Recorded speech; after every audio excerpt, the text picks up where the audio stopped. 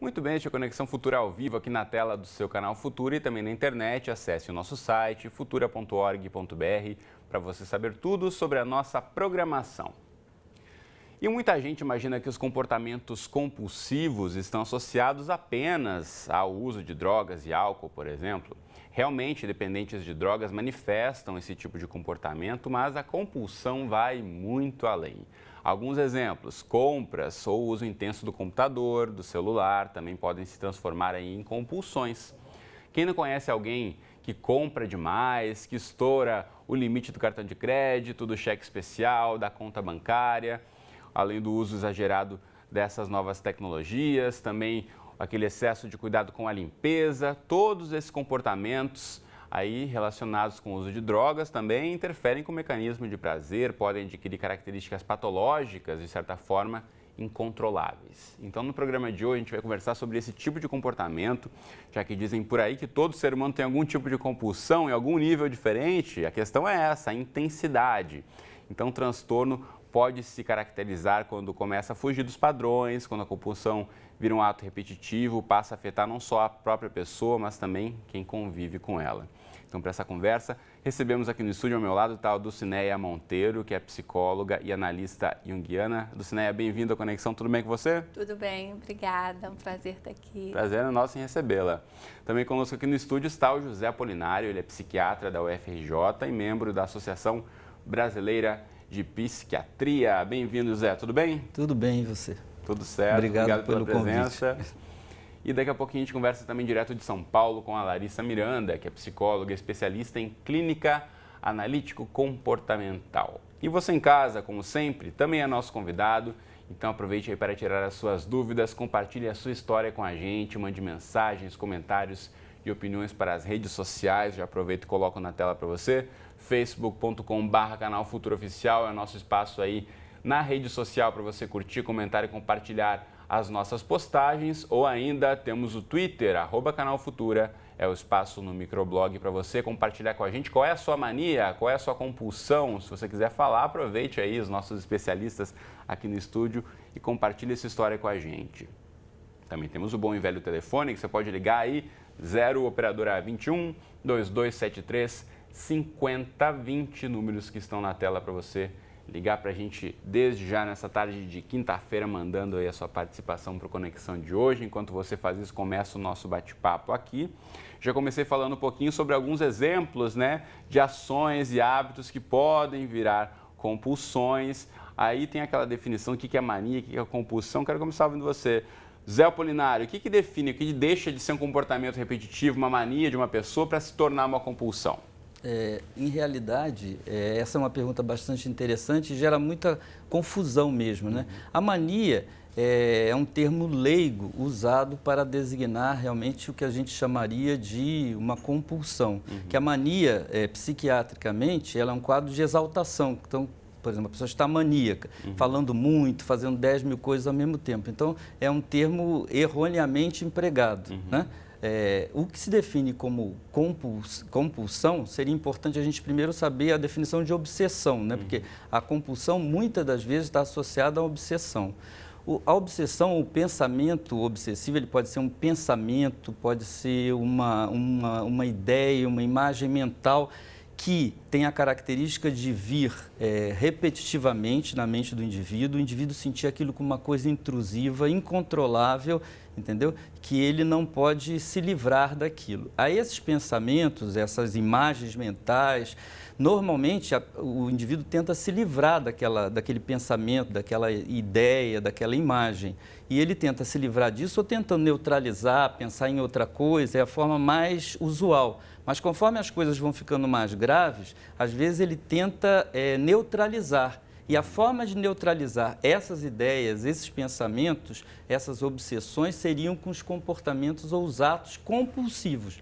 Então, a compulsão seria um ato repetitivo, também incontrolado, que a pessoa normalmente faz para tentar aliviar de um desses pensamentos. Então, para ver se eu entendi, né? Tem alguém ali com um probleminha que não quer parar para pensar e resolver aquilo, então ele começa a fazer uma série de ações ali para ocupar a mente, de certa forma, e não parar e pensar de fato naquilo que pode estar incomodando ele. Não é bem assim, quer dizer, o que eu estou falando é de um transtorno psiquiátrico. Eu acho que a importância daqui é até a gente discutir isso. Claro que uma pessoa pode ter pensamentos, por exemplo, vem na cabeça, vai acontecer alguma coisa com alguém na minha casa, né? Eu vou tentar tirar isso da minha cabeça. E isso acontece normalmente, a pessoa consegue tirar. A pessoa, por exemplo, com o transtorno obsessivo compulsivo, ela normalmente não consegue se livrar dessa ideia, ela é extremamente ansiogênica, ela aparece, não vai embora e muitas das vezes a pessoa tem que ter um ato para contra-atacar essa ideia. E aí ela vai ter que, por exemplo, vem a ideia de que para ela contra-atacar isso, ela tem que arrumar as coisas todas em casa, tem que empilhar as coisas para que aquilo contra-ataca. Ou então tem que contar várias vezes vários números para tirar aquela ideia da cabeça e ela acaba, como você falou, ficando envolvida com aqueles comportamentos compulsivos e aquilo impacta na sua vida, ou impacta na sua relação de trabalho, então tem sido diferentes níveis aí, que pode ser dessa mania mais leve, como você estava dizendo, até de fato ser um transtorno psiquiátrico que de fato aí precisa de um acompanhamento ainda mais sério. Agora, Dulcineia, para a pessoa se dar conta de que está passando por esse problema, às vezes a pessoa faz isso repetidamente e não se dá conta, né? Se não é alguém que dá um toque ou dá uma orientação, isso acaba até afetando quem está no entorno dela, né? Porque o que o Apolinário comentou é justamente isso. Ele falou de um distúrbio psiquiátrico que é o TOC, né? O transtorno obsessivo compulsivo. Mas quando a gente fala da compulsão, que é cada vez mais generalizado entre nós, né? E que aumenta assim de uma forma imensa, você fala da coisa mais normal no cotidiano, né? Não é a mania, porque a mania é o oposto. A mania é a euforia, geralmente a compulsão e o toque, eles são mais depressivos, né? Eles são mais fechados, eles são mais angustiantes. Mas quem de nós, né, fala uma coisa ruim, bate na madeira, né? Quer dizer, nós temos os nossos rituais, às vezes, para exorcizar a coisa ruim. Isso dentro da normalidade. Quando a gente já começa a falar da compulsão, que é essa tendência à repetição, aí pode, como você abriu no início, a bebida, a droga, ao sexo, às relações, a dependência de uma pessoa, aquela coisa, né, obsessiva. E hoje ao jogo também. Ao jogo, claro, ao trabalho, né, a compulsão. Eu tenho clientes que têm o workaholic mesmo, o trabalho acima de tudo. E hoje é a telinha. Né? Pessoas que ficam horas e horas e horas, e principalmente entre os jovens, ficam 3, 4 horas literalmente no Face ou né, na telinha. Então, isso a priori a pessoa acha normal, mas a grande questão é que ela é progressiva. Então, começa um pouquinho, quando vê, já está sem limite, né? Aí, então, causando transtornos pessoais, familiares. Mas qual é esse limite, então? Como se dar conta e perceber esse limite? E muitas vezes perceber que você precisa de ajuda. Acho que esse é o principal passo e mais difícil, muitas vezes. Porque normalmente a pessoa justifica. Não, eu vou parar, eu consigo. Sempre tem uma desculpa, não é, Apolinário? Para as suas compulsões. Há uma justificativa. Mas quando, de alguma forma, o entorno começa a denunciar, né? E esse é o grande momento da virada para a pessoa buscar ajuda. Muito bom. Eu vou chamar agora também para a nossa conversa, já voltamos aqui para o estúdio, mas antes vamos para São Paulo pela internet. Quem vai conversar com a gente agora é a Larissa Miranda, que é psicóloga e especialista em clínica analítico-comportamental. Larissa, bem-vinda à Conexão, tudo bem com você? Alô, Larissa, você me ouve? Ela não ouve, eu acho que eu vou consertar esse problema rapidamente. O programa ao vivo tem disso, né? Vamos lá aqui a parte do áudio. Larissa, alô, você me ouve? Oi, Cristiano, eu tô te ouvindo. Você agora sim, problema técnico resolvido. Eu quero saber de você qual a importância aí do tratamento, então, de buscar ajuda para amenizar os impactos das compulsões no dia a dia. Cristiano, você falou como é que a gente sabe, né? Quando as compulsões viram um problema na vida da gente, né? Então, eu sempre falo que a compulsão, ela vira um problema quando a pessoa começa a ter comportamentos compulsivos, quando ela faz o ritual participa da vida dessa pessoa. todo dia e leva mais ou menos 1 hora da vida dessa pessoa. Quando ele acarreta danos acadêmicos, danos na vida social dessa pessoa. Então, quando a pessoa ela percebe que todo dia ela começa a ter comportamentos compulsivos e perde mais de 1 hora do dia fazendo os rituais, e começa a ter prejuízo acadêmico, prejuízo social, prejuízo familiar, ela precisa procurar ajuda. Geralmente, quando é uma compulsão leve, a gente indica a psicoterapia. Mas se ela já está tendo um prejuízo grande, precisa medicar. Psicoterapia e medicação psiquiátrica é o tratamento de ponta para as compulsões. Geralmente, como o doutor Apolinário falou, antes das compulsões vêm os pensamentos obsessivos, que começa a ansiedade, o desconforto. Então, vem os pensamentos, eu preciso fazer isso, eu estou contaminado. Vem a angústia muito forte e aí eu preciso fazer o ritual que causa o alívio das compulsões. Bom, é importante ressaltar isso, né? E focando na questão de que há ajuda, existe tratamento para esse problema, quem sofre com isso pode e deve buscar ajuda. E quem está no entorno tem um papel fundamental muitas vezes, né, doutora Apolinário, em poder também ajudar essa pessoa a olhar para si e ver que precisa de ajuda. Claro. Então, assim, cada vez mais, e todos os grupos, existem vários grupos no Brasil que trabalham com transtorno obsessivo compulsivo ou mesmo transtornos, outras formas de compulsão, que isso também é muito importante alertarmos para isso, né? Que existem outras formas chamadas atualmente de compulsão, que na realidade é o que a gente chama de transtorno dos impulsos. Então, por exemplo, outras coisas que podem ser consideradas assim, por exemplo, roubo patológico, é um transtorno do impulso, que a gente usa, por exemplo, mania de roubar ou compulsão para o roubo, né?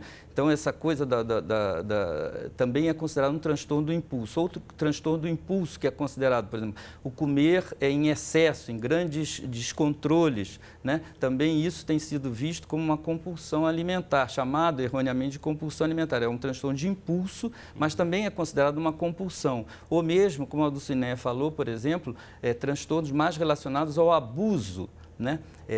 Tem um abuso de substâncias e tem um abuso de outras coisas. O abuso pela internet, o abuso do jogo patológico, são considerados também classificados dentro do transtorno de abuso de substância. É considerado um transtorno basicamente do impulso, mas que é considerado assim, dentro de uma definição, como se fosse uma compulsão pelo fato de ser coisas repetidas, que a pessoa tem que fazer repetidamente.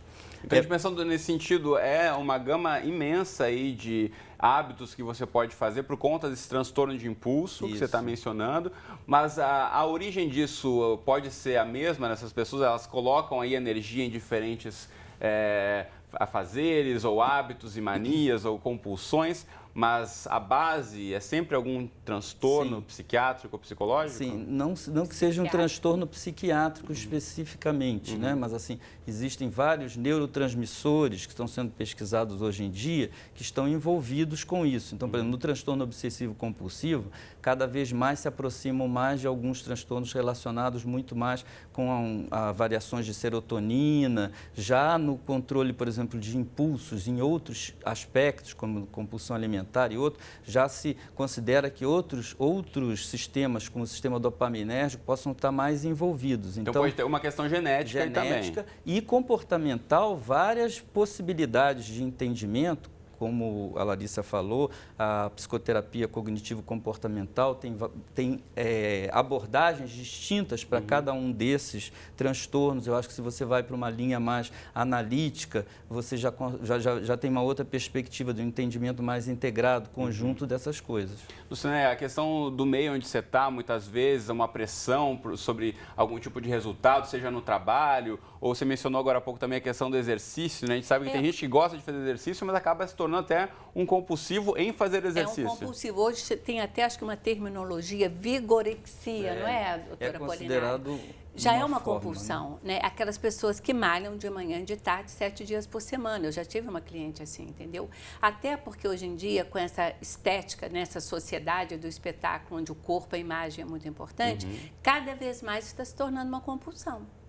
As pessoas deixam de fazer as coisas importantes, mas não abrem mão de malhar todos os dias, 7 dias por semana. Aí já é uma compulsão, entendeu? Porque a pessoa não consegue não ir. E pode levar até um desgaste físico, claro, e aí trazer algum problema ainda mais complicado, né? Além da questão psicológica, tem... Abuso de substâncias. Abuso de substância por conta desse excesso de exercício. Essas coisas todas, né? Muito bom. Quer dizer, é a essência disso tudo, né? Se a gente vai falar... E é uma coisa da nossa cultura, por isso que está aumentando tanto, é uma ansiedade, né? E eu gosto muito do filósofo do Bauman, eu sou muito apaixonada, que ele fala tudo da liquidez da nossa vida, a liquidez de tudo, de afeto, né? Então, isso vai trazendo um vazio e isso vai gerando ansiedade, porque a base de tudo é a ansiedade, não é, doutora Apolinário? Muito bom. Deixa eu aproveitar e mostrar aqui para você, na internet, uma fonte de pesquisa e também de ajuda que você pode ter, entrando no site da ASTOC, astok.org.br, que é a Associação Brasileira de Síndrome de Tourette, Tiques e Transtorno Obsessivo Compulsivo. Está aí na sua tela. Eu aproveito já e chamo aqui para explicar um pouquinho mais sobre o trabalho. A Larissa, caiu a chamada da Larissa, ela está aqui, ó, é ao vivo, como eu disse, então tem dessas coisas. Vamos lá, vamos chamar a Larissa de novo. Ela que representa a ASTOC, então falando um pouquinho mais sobre a importância de trocar experiências também, das pessoas se conhecerem, você saber que não é só você no mundo que tem esse problema, e se você buscando ajuda e orientação de um profissional, pode ajudar aí. Bom, eu estou tentando chamar a Larissa aqui, mas grupos como esses, doutor Apolinário, são fundamentais para poder também trocar essas experiências e você ver que não está sozinho no mundo com esse problema. São importantes, é importante haver um esclarecimento da população em relação aos sintomas, né? Muitas vezes essas coisas passam por coisas engraçadas ou até as pessoas são ridicularizadas, tem bullying porque ficam contando coisas na escola ou então ficam fechando a porta várias vezes, coisas que na realidade já poderiam encaminhar a pessoa para um acompanhamento, para um tratamento, primeiro para um diagnóstico. Eu acho que, antes de tudo, é importante se fazer o diagnóstico, que tipo de compulsão a pessoa tem e que abordagem, que depois disso fazer uma classificação. É algo mais leve, que pode ser abordado mais psicologicamente, né? E a orientação dos pais e dos familiares, e essas associações têm esse aspecto de orientar a sociedade ajudam muito no diagnóstico. Muito né? bom. Acho que agora a gente retomou o contato com a Larissa. Larissa, estamos com um problema técnico aqui. Quando eu vou chamar a Larissa, a imagem de Larissa desaparece aqui. Então a gente vai voltar aqui para o estúdio. Doutora Cineia, o seguinte, esses grupos, como eu disse, agora tem Larissa de novo, é isso? Larissa, está me ouvindo? Isso, oi, Cristiano, tudo bem? A sua imagem está entrando e saindo aqui como um transtorno obsessivo compulsivo do nosso computador que está prejudicando a nossa comunicação. Mas vamos lá. Sem controle, está sendo obsessiva aqui. Mas vamos lá, que nosso tempo está correndo. Larissa, a gente falava da importância de grupos de associações como a ASTOC, né, da troca de experiências, de pacientes, com orientação. Que diferença faz, então, você trocar a experiência, e a associação também tem tido esse trabalho fundamental, né, de ajuda ao tratamento? Isso, acho muito... Oi, voltei? Voltou. Oi, eu acho muito importante a participação da família no tratamento da pessoa com obsessão e compulsão.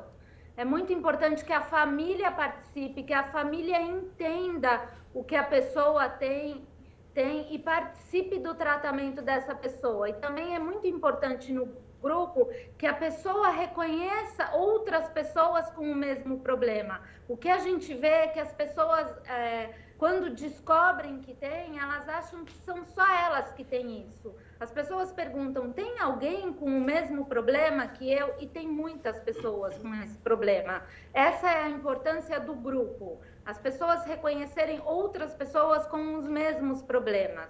E a família também entender o que é esse problema para poder ajudar e não compactuar com o ritual. Sem dúvida, né? Essa rede de apoio é fundamental. Do ritual. Isso muito é bom. Fundamental.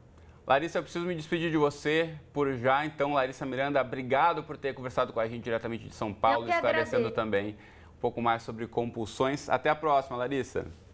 Eu que agradeço. Obrigada. Valeu. Aproveito e mostro para você de casa aqui, ó, sonhos do cotidiano ao arquetípico. Do cotidiano ao arquetípico. Sonhos, organizado aqui por Dulcineia da Mata Ribeiro Monteiro. Está aqui na minha mão. Nos sonhos, muitas vezes, de um paciente com uma compulsão, acaba aparecendo a repetição também do fazer dele, né? Várias vezes, né, Dulcineia?